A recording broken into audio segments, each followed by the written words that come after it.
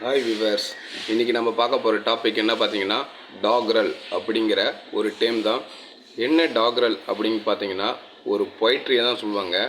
இந்த பொய்ட்ரி இல்லைனா வர்சஸ் அப்படின்னு சொல்லுவாங்க. இந்த லிரிக்ஸு இல்லைனா பொய்ட்ரி அப்படின்னு சொல்லுவாங்க. இது எப்படிப்பட்ட இந்த பொய்ட்ரி, அதில் என்ன லிரிக்ஸ் அப்படின்னு பார்த்தீங்கன்னா இந்த டாக்ரல் அப்படிங்கிறதுக்கு ஒரு எப்படி சொல்லலாம், மெயின்லி ஃபோக்கஸ் ஆன் ரிதம். ரொம்ப இந்த ரைமிங் ரிதமில் ரொம்ப ஃபோக்கஸ் பண்ணணும் டாக்லர் அப்படிங்கிறதும். அதுவும் இல்லாமல் அந்த ரைமிங் ரிதமில் ரொம்ப ஃபோக்கஸ் பண்ணுறதுனால அதுவே இரிட்டேட் பண்ணும். அந்த போயத்தை நம்ம படிக்கும் போது அதுவே அந்த சவுண்டு வந்து நம்மளுக்கு ரொம்பவே இரிட்டேட் பண்ணும். மற்றபடி பார்த்திங்கன்னா இந்த டாக்ரல் அப்படிங்கிற விஷயம் பார்த்திங்கன்னா இன்ஃபீரியர் போய்ட்ரி அப்படிம்பாங்க. அது மோசமான ஒரு பேட்லி ரிட்டன் பொய்ட்ரி, அதுதான் டாக்ரல் அப்படிம்பாங்க. நல்லா புரிஞ்சுக்கங்க.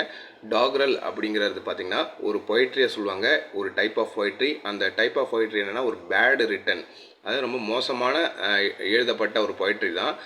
ஒரு அற்பமான ஒரு பொய்ட்ரி அப்படின்னு சொல்லுவாங்க. மட்டமான ஒரு பொய்ட்ரி தான் டாக்ரல் ஸ்டைல் அப்படிம்பாங்க. ஏன்னா ஓவர் சென்டிமெண்டலாக இருக்கும் அப்படிங்கிறாங்க. சொல்லப்போனால் என்னென்னா ரைமிங்கில் ரொம்ப ஃபோக்கஸ் பண்ணணும். இப்போ பார்த்தீங்கன்னா பீட்டு ஸ்வீட்டு அந்த மாதிரி ரைமிங்கில் ரொம்ப ஃபோக்கஸ் பண்ணணும். ஸோ அது மாதிரி ஓவராக ஃபோக்கஸ் பண்ணுறதுனால அந்த சவுண்டே கேட்குறதுக்கு நம்மளுக்கு அனாய்டாக இருக்கும், இரிட்டேட்டாக இருக்கும். அதனாட்டி தான் இது புவர்லி ரிட்டன் போயம் தான் டாக்ரல் அப்படிங்கிறாங்க. ஸோ இந்த ஒரு லாங் ஹிஸ்ட்ரி அப்படின்னு பார்க்கும்போது 14th century. ஸோ மிடில் இங்கிலீஷ்லேருந்து தான் இந்த வந்துருக்கு. மிடில் இங்கிலீஷ் வேர்டு தான் இந்த டாக்லர் அப்படிங்கிறது.